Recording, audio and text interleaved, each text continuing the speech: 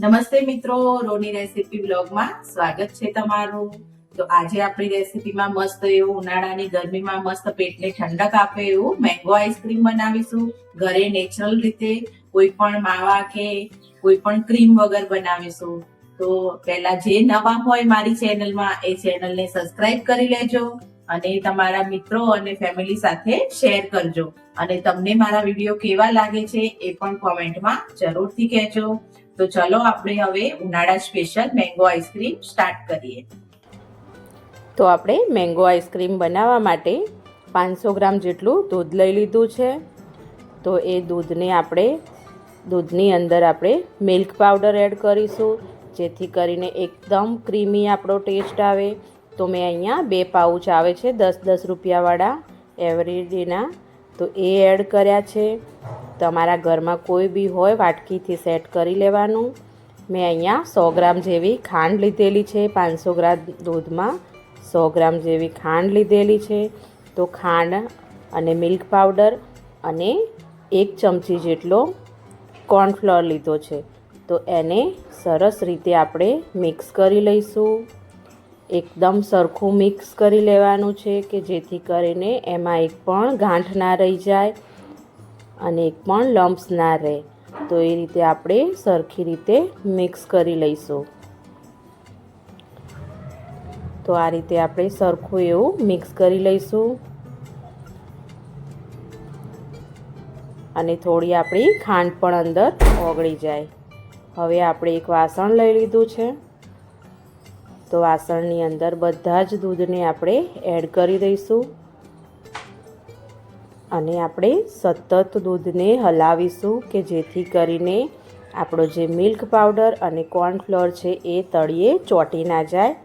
એના માટે આપણે થોડીવાર સતત હલાવતા જ રહેવાનું છે દૂધને, અને ફૂલ ગેસ પર પણ તમે રાખીને હલાવી શકો છો, પણ કોન્સ્ટન્ટ એને હલાવતા જ રહેવાનું છે।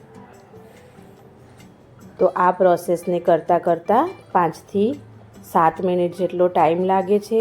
અને મેં ફ્રેશ એક કેરી લઈ લીધી છે, ટેસ્ટમાં સારી હોય અને એકદમ મીઠી હોય એ રીતની કેરી લેવાની છે। તમે કોઈ પણ લઈ શકો છો, કેસર હોય, બદામ હોય, પણ ફળ એકદમ તાજું અને સરસ હોવું જોઈએ। તો આ રીતે એને છોલી અને ટુકડા કરી લઈશું। બધી જ કેરીને આપણે એ રીતે કટ કરી લઈશું નાના નાના ટુકડામાં।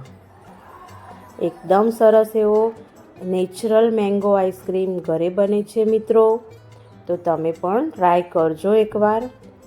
તો આપણે દૂધને જોઈએ તો એકદમ સરસ એવું ઘટ્ટ થવા લાગ્યું છે અને મેં એમાં થોડા કેસરના તાર નાખ્યા છે, જેથી કરીને ટેસ્ટમાં પણ સરસ લાગે અને થોડો કલર પણ કેસરનો યલોનેસવાળો પકડાય છે।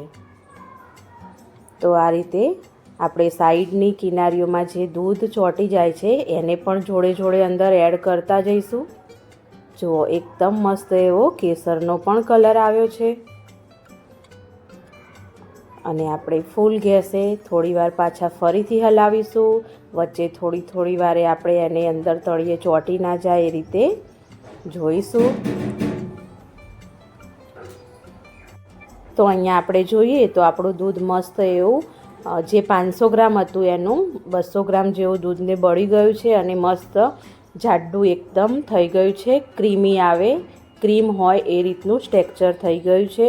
તો આપણે જોઈએ ચમચાની મદદથી કે એકદમ પાછળ આમ આંગળી કરીએ અને કોટ થાય એ રીતેનું આપણું દૂધ તૈયાર થઈ ગયું છે। તો આને આપણે ઠંડુ કરી લઈશું થોડીવાર માટે।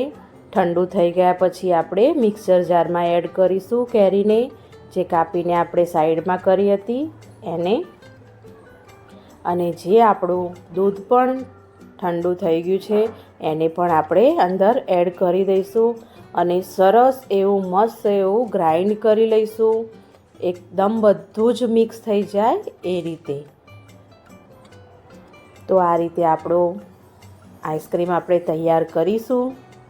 તો હવે આપણે ગ્રાઇન્ડ કરી લઈએ। ચલો, તો ગ્રાઇન્ડ કરીને મસ્ત એવું આ રીતનું એકદમ થીક જ રાખવાનું છે. આની અંદર કોઈ જ દૂધ કે પછી ફરીથી પાણી એડ કરવાનું નથી.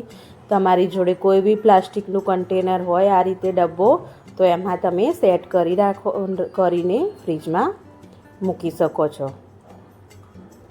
તો આ રીતે આપણે એક પ્લાસ્ટિકનું કન્ટેનર હતું એમાં બધું જ એડ કરી દીધું છે અને આ રીતે આપણે થોડું ટેપ કરી લઈશું નીચે, જેથી કરીને આઈસ્ક્રીમ આપણો સરસ સેટ થાય. અને મેં તૂટી ફૂટી લઈ લીધી છે. આ જગ્યાએ તમે ડ્રાયફ્રૂટ પણ એડ કરી શકો છો, તમને ભાવે એ પ્રમાણે તમે કરી શકો છો. હવે આને આપણે 7 થી 8 કલાક કાં તો ઓવરનાઇટ માટે ફ્રીજમાં સેટ થવા માટે મૂકી દઈશું. તો આપણો મસ્ત એવો આઈસ્ક્રીમ તૈયાર થઈ જશે અને મસ્ત મજાનું ઉનાળાની ગરમીમાં એકદમ મજા આવે એવો આઈસ્ક્રીમ તૈયાર છે ને મિત્રો. મસ્ત એવો આઈસ્ક્રીમ આપણો સેટ થઈ ગયો છે.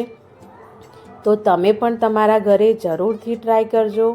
અને મસ્ત એવો આપણે કોઈ પણ આપણે સિમ્પલ ચમચાની મદદથી એકદમ બાર જેવો આઈસ્ક્રીમ બહાર કાઢીશું. આ રીતે કરીશું. રાઉન્ડ કોઈ બી ચમચો હોય તો આ રીતે આપણે બહાર કાઢીશું. કોઈ બી સાધન લાવવાની જરૂર પડશે નહીં. આપણે આઈસ્ક્રીમ મોકની પણ જરૂર નહીં પડે અને સરસ એવો આઈસ્ક્રીમ ઘરે તૈયાર